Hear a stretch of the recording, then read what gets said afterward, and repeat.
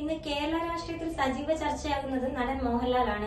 മുഖ്യമന്ത്രി പിണറായി വിജയനെ cliff ഹൌസിലെത്തി interview ചെയ്തതിന്റെ ട്രെയിലർ താരം പുറത്തുവിട്ടതോടെയാണ് ലാലേട്ടന്റെ രാഷ്ട്രീയം എന്ന ചർച്ചകൾ സൈബർ ഇടങ്ങളിലും രാഷ്ട്രീയ കേന്ദ്രങ്ങളിലും സജീവമായത്.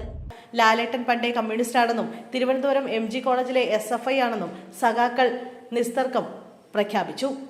ലാൽസലാം പോലുള്ള സിനിമകൾ ലാലേട്ടന്റെ രാഷ്ട്രീയ വീക്ഷണത്തിന് തെളിവാണെന്നും ഇടത് സൈബർ സൈദ്ധാന്തികർ വാദിച്ചു. എന്നാൽ ആറാം തമ്പുരാൻ പോലുള്ള ഫ്യൂഡൽ സിനിമകളിലെ കഥാപാത്രവും പ്രധാനമന്ത്രി നരേന്ദ്രമോദിയുമായുള്ള അടുപ്പവും ഹൈന്ദവ സംസ്കാരത്തോടുള്ള ഭക്തിയുമെല്ലാം ഉയർത്തിക്കാട്ടി ലാലേട്ടൻ തങ്ങളുടെ ആളാണെന്ന് സൈബർ ഇടങ്ങളിലെ സംഘികൾ സ്ഥാപിക്കുന്നു. ഇതിനിടയിലാണ് മുഖ്യമന്ത്രി പിണറായി വിജയനെ പോലും ഞെട്ടിച്ച് കോൺഗ്രസുകാർ പഴയൊരു അഭിമുഖത്തിന്റെ വീഡിയോ ദൃശ്യങ്ങളുമായി രംഗപ്രവേശനം ചെയ്തത്. മുൻ മുഖ്യമന്ത്രി ഉമ്മൻചാണ്ടിയെ അദ്ദേഹം പ്രതിപക്ഷ നേതാവായിരുന്ന സമയത്ത് ഇതേ ലാലേട്ടൻ ഏതാണ്ട് ഇതേ ശൈലിയിൽ ഇന്റർവ്യൂ ചെയ്തിരുന്നു എന്നതിന്റെ തെളിവുകളാണ് കോൺഗ്രസുകാർ പുറത്തുവിട്ടത്. ഇപ്പോൾ മുഖ്യമന്ത്രി പിണറായി വിജയനുമായുള്ള അഭിമുഖത്തിന് പേർ ഇരുവർ എന്നാണ്. വർഷങ്ങൾക്ക് മുമ്പ് ഉമ്മൻചാണ്ടിയെ ഇന്റർവ്യൂ ചെയ്തപ്പോഴും പ്രോഗ്രാമിന്റെ പേര് ഇരുവർ എന്നായിരുന്നു. ഇതോടെ പിണറായി ഉൾപ്പെടെയുള്ള ഇടത് കേന്ദ്രങ്ങൾ വല്ലാതെ പ്രതിസന്ധിയിലായി. മോഹൻലാൽ കമ്മ്യൂണിസ്റ്റാണെന്നും തിരുവനന്തപുരം MG കോളേജിൽ പഠിക്കുന്ന സമയത്ത് തന്നെ SFI ആണെന്നുമാണ് ഇടത് സൈബർ ഗ്രൂപ്പുകളുടെ പ്രചരണം. ലാൽസലാം പോലുള്ള സിനിമകൾ അദ്ദേഹത്തിന്റെ കമ്മ്യൂണിസ്റ്റ് ബോധത്തിന് ഉദാഹരണങ്ങളാണെന്നും സഖാക്കൾ വാദിച്ചു. മുഖ്യമന്ത്രി പിണറായി വിജയനെ അദ്ദേഹത്തിന്റെ ഔദ്യോഗിക വസതിയിലെത്തി ഇന്റർവ്യൂ ചെയ്യണമെങ്കിൽ അതിനുള്ള ധൈര്യം ഒരു സഖാവിനല്ലാതെ മറ്റാർക്കും എന്നുപോലും സൈബർ സഖാക്കൾ ചോദിച്ചു. എമ്പുരാൻ പോലുള്ള സിനിമയാണ് ലാലേട്ടന്റെ സംഘപരിവാർ വിരുദ്ധതയ്ക്കും ഇടത് ചായ്വിനും ഉദാഹരണമായി സഖാക്കൾ ചൂണ്ടിക്കാട്ടുന്നത്. എമ്പുരാൻ വിവാദങ്ങളുടെ ഒടുവിൽ മോഹൻലാൽ മാപ്പു പറഞ്ഞതിനെ ഈ സമയം അവർ ബോധപൂർവ്വം വിസ്മരിക്കുകയും ചെയ്തു. മൂന്നാം പിണറായി സർക്കാർ അധികാരത്തിലെത്തിയാലുടൻ കേരളത്തിന്റെ അംബാസിഡറായി ഡൽഹിയിലേക്കോ അതുമല്ലെങ്കിൽ നവകേരള മിഷന്റെ തലപ്പത്തേക്കോ ലാലേട്ടനെ നിയോഗിക്കുമെന്ന് വരെ ഇടത് കേന്ദ്രങ്ങൾ പ്രഖ്യാപിക്കുകയും പ്രചരിപ്പിക്കുകയും ചെയ്തു.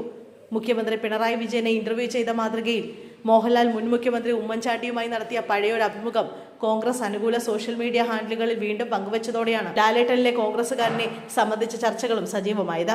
2011 ഉമ്മൻചാണ്ടി പ്രതിപക്ഷ നേതാവായിരുന്ന കാലത്ത് പ്രതിപക്ഷ നേതാവിന്റെ ഔദ്യോഗിക വസതിയായ കണ്ടോൺമെന്റ് ഹൗസിലായിരുന്നു ഈ അഭിമുഖം ചിത്രീകരിച്ചത്.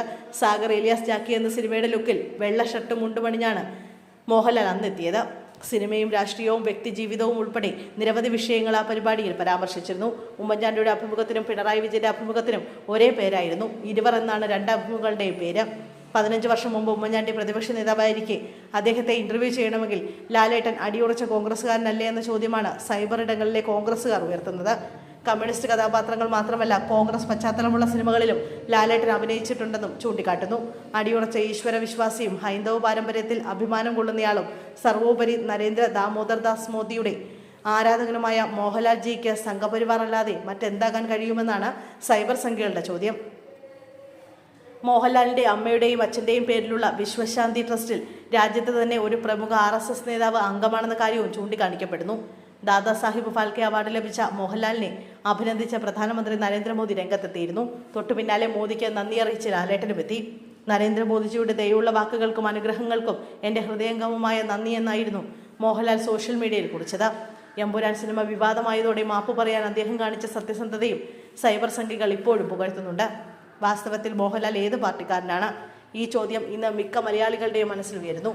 വലിയ തോതിൽ പൊളിറ്റിക്കലൈസ് ചെയ്തിട്ടുള്ള കേരളത്തിൽ എല്ലാവരിലും രാഷ്ട്രീയ ബോധമുണ്ടെന്നാണ് പൊതുവെ കരുതുന്നത്. അങ്ങനെയാണെങ്കിൽ ലാലേട്ടനിലെ ആ രാഷ്ട്രീയ ചൈവ് ആരോടാണെന്ന ചോദ്യമാണ് മലയാളികളുടെ ഉള്ളിൽ ഉയരുന്നത്. കേരളത്തിലെ സിനിമ സാംസ്കാരിക രംഗങ്ങളിലെ പല പ്രമുഖരും തങ്ങളുടെ രാഷ്ട്രീയ നിലപാടുകൾ തുറന്നു പറയാനും പ്രകടിപ്പിക്കാനും തയ്യാറായിട്ടുള്ളവരാണ്.